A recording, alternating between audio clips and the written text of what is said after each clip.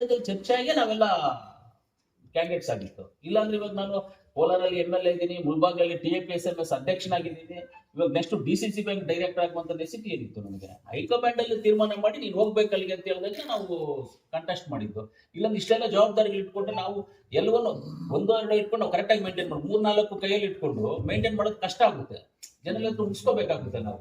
ಆದ್ರಿಂದ ಹೈಕಮಾಂಡ್ ತೀರ್ಮಾನದಿಂದ ನಾವೆಲ್ಲ ಇದಕ್ಕೆ ಬಂದಿದ್ದು. ಹೈಕಮಾಂಡ್ ಇವಾಗಲೂ ಅಷ್ಟೇ ಅಧ್ಯಕ್ಷ ಯಾರಾಗಬೇಕು ಅನ್ನೋದು ಎಲ್ಲ 2 ಜಿಲ್ಲೆಯ ಶಾಸಕರು, 2 ಜಿಲ್ಲೆಯ ಉಸ್ತುವಾರಿ ಮಂತ್ರಿಗಳು ಕೂತ್ಕೊಂಡು ಮಾತಾಡಿ ತೀರ್ಮಾನ. ಸರ್, ಈಗ ಇವತ್ತಿನ ಚುನಾವಣೆಯಲ್ಲಿ ಅವರು ನಮಗೆ ಯಾರು ಸಪೋರ್ಟ್ ಮಾಡಿಲ್ಲ. ಸಂಪಂಗಿ ಅವರ ಹೆಸರು ಇಲ್ಲ, ಸಂಪಂಗಿ ಅವ್ರ ಹೆಸರಿಲ್ಲ. ನೋಡಿ, ಅದನ್ನು ಹೇಳ್ಬಿಡ್ತೀನಿ. ಅವತ್ತು ನಾನು ಇನಾಮ್ನಸ್ ಆದೆ. ಅದಕ್ಕೆ ತುಂಬಾ ಊಹಾಪೋಹಗಳೆಲ್ಲ ಜನಗಳೆಲ್ಲ ಇಲ್ಲಿ ಮಾತಾಡ್ ಮೀಡಿಯಾದಲ್ಲಿ ಎಲ್ಲೂ ಬಂದಿಲ್ಲ. ನನಗೆ BJP ಅವರು ನನಗೆ ಯಾರು ಸಪೋರ್ಟ್ ಮಾಡಿಲ್ಲ ಈ ವಿಚಾರದಲ್ಲಿ.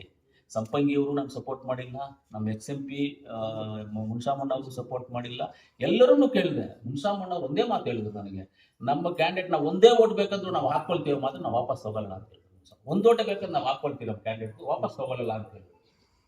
ನಾನು ಡೈರೆಕ್ಟ್ ಆಗಿ ಮಾಜಿ ಶಾಸಕರಂತ ರಾಮಕ್ಕ ಅವರು, KGF ಮಾಜಿ ಶಾಸಕರಂತ ರಾಮಕ್ಕ ಅವರು 2013-18 ಅವ್ರು ಶಾಸಕರಿದ್ರು. ಅವರು ಅವಾಗ ನಮ್ಮ ಜೊತೆಯಲ್ಲಿ ಇದ್ರು. ಅವರು ಬೆಳಗಾಂ ಹೋದಾಗೆಲ್ಲ ಬಂದ್ಬಿಟ್ಟು ನಾವು ಅವ್ರನ್ನ ಜೊತೆನಲ್ಲಿ ಕರ್ಕೊಂಡು ಹೋಗ್ತಾ ಇದ್ವಿ, ಕರ್ಕೊಂಡು ಬರ್ತಾ ಇದ್ವಿ, ದೇವಸ್ಥಾನಕ್ಕೆ ಕರ್ಕೊಂಡು ಹೋಗ್ತಾ ಇದ್ವಿ, ಊಟಕ್ಕೆ ಕರ್ಕೊಂಡು ಹೋಗ್ತಾ ಇದ್ವಿ.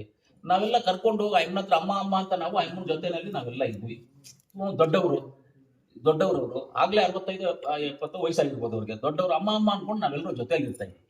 ಅವ್ರಿಗೆ ಹೋಗಿ ನಾನು ಕೇಳ್ಕೊಂಡೆ, ಅಮ್ಮ ನಾನು ಇದರಲ್ಲಿ ಕಂಟೆಸ್ಟ್ ಮಾಡಿದ್ದೀನಿ, ನಿಮ್ಮ ಮೊಮ್ಮಗರು ಕಂಟೆಸ್ಟ್ ಮಾಡಿದ್ದೀರಮ್ಮ, ನೀವು ಸಹಾಯ ಮಾಡಬೇಕು ಅಂತ ಹೇಳಿ. ಖಂಡಿತ ನಾನು ಸಹಾಯ ಮಾಡ್ತೀನಪ್ಪ ಅಂತ ನಮ್ಮ ರಾಮಕ್ಕನವರು ನಮಗೆ ಸಹಾಯ ಮಾಡಿದ್ದಾರೆ. ಮಾತ್ರ ಅವರು ಅವ್ರ ಮಕ್ಕಳಿಗೆ ಹೇಳಿ, ಬೇಡಪ್ಪ ಮಂಜು ಮೇಲಕ್ಕೆ ತಗೊಳ್ಳಿದ್ದೇನೆ ಹೇಳಿದ್ದಾರೆ.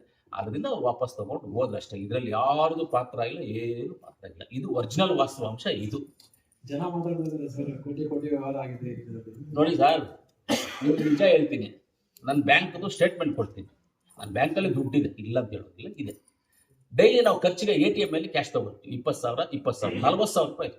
ಎಷ್ಟೋ ಸಲ ನನ್ನ ಡ್ರೈವರ್ಸೇ ಹೋಗಿ ತಗೊಂಡು ನಮ್ಮ ಚಿಂಟು ತಗೊಂಡು ಬಂದಿದ್ದಾನೆ, ನನ್ನ ಡ್ರೈವರ್ ತಗೊಂಡು. ಕ್ಯಾಶ್ ಎಲ್ಲೂ ಇಲ್ಲ ಸರ್, ಕ್ಯಾಶ್ ಸಿಗೋದೇ ಇಲ್ಲ ಸರ್. ಎಲ್ಲೂ ಬ್ಯಾಂಕ್ಗಳು ಮಾತ್ರ ಟ್ರಾನ್ಸಾಕ್ಷನ್. ಕೋಟಿಗಳು ಕೊಡೋಕೆ ಎಲ್ಲ ಜೆರಾಕ್ಸ್ ಮಾಡಿ ಕೊಡ್ಬೇಕು ಅಷ್ಟೇ. ಒಂದು ನೋಟ್ ಎತ್ಕೊಂಡು ಜೆರಾಕ್ಸ್ ಮಾಡಿ ಬಂಡಲ್ ಮಾಡಿ ಅಷ್ಟೇ. ಇಲ್ಲ ಎಲ್ಲಾದ್ರೂ ಆಫೀಸರ್ಗಳ ಅಲ್ಲಿ ಇಲ್ಲಿ ರೋಲ್ ಕಾಲ್ ಮಾಡಿ ಏನಾದ್ರು ಸೇರಿಸಿಟ್ಕೊಂಡಿದ್ರೆ ಕೊಡ್ಬೋದಪ್ಪ. ಆ ಥರದ್ದು ಯಾವುದು ದುಡ್ಡು ನಮ್ಮ ಹತ್ರ ಇಲ್ಲ, ಆ ಥರ ಕೊಡುವಂಥ ಪರಿಸ್ಥಿತಿಯೂ ಇಲ್ಲ. ಒಂದು ಸಿಂಗಲ್ ರೂಪಾಯಿ ಇದರಲ್ಲಿ ಯಾವುದು ಖರ್ಚಾಗಿಲ್ಲ. ಬೇಕಂದ್ರೆ ನೀವು ಎಲ್ಲಿ ಬೇಕಂದ್ರೆ ಕರ್ಕೊಳ್ಳಿ, ನೀವೆಲ್ಲಿ ಪ್ರಮಾಣ ಮಾಡಿದ್ರು